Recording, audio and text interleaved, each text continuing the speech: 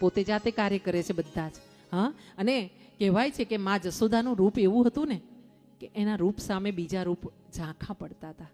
હા, અહીંયા માં જશોદા કામ માટે અંદર ગયા છે અને લાલાને નીચે સુવડાવ્યો છે આંગણામાં. ને એવા સમયે તૃણાવર્ત આવ્યો છે. તૃણાવર્તે લાલાને પોતાના હાથમાં જકડ્યો છે, આકાશમાં ઉડ્યો છે. આકાશમાં ઉડતા એને ગર્જના કરી છે, દિશાઓમાં ધૂળ ઉડ્યા છે અને આકાશ ગાજી રહ્યું છે. ને એ ગડગડાટની સાથે તૃણાવર્તે લાલાને પોતાના બાહુપાશમાં ભીસવા માટે કર્યો છે.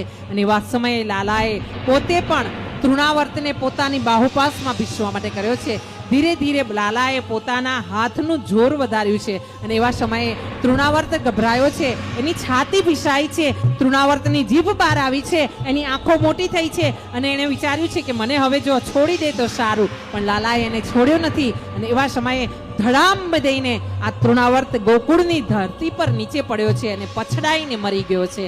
અને એવા સમયે આ ધડામ દઈને જે અવાજ આવ્યો છે એ સાંભળવા માટે સાંભળીને ગોકુળના ગ્વાલાઓ અને ગોપીઓ દોડીને આવી છે. માં જશોદાએ અવાજ સાંભળ્યો છે. માં જશોદા અંદરથી અંતઃપુરથી બહાર આવીને જોઈ રહી છે કે મારો લાલો ક્યાં. ને માં ફરીથી જરાક આમથી તકલીફ પડે ને લાલાને એટલે માં બેભાન થઈ જાય.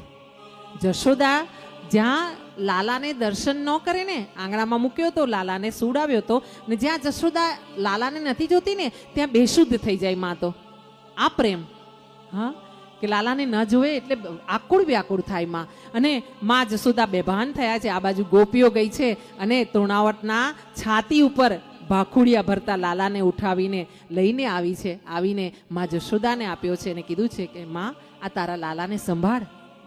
લાલો નટખટ બહુ થઈ ગયો છે. હવે બહુ રમાણે ચડે છે, હવે તો બહુ તોફાન કરે છે તારો લાલો. તો આમ માને પાછો લાલાને આપવામાં આવ્યું છે.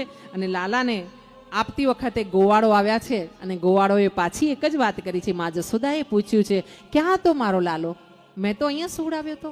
એટલે ગોવાળોએ એવું કીધું છે, માં આ પેલો રાક્ષસ આવ્યો હતો ને એની છાતી પર આપણો લાલો રમતો હતો. ધડામ દઈને આ રાક્ષસ પડ્યો, એની છાતી પર આપણો લાલો રમતો હતો.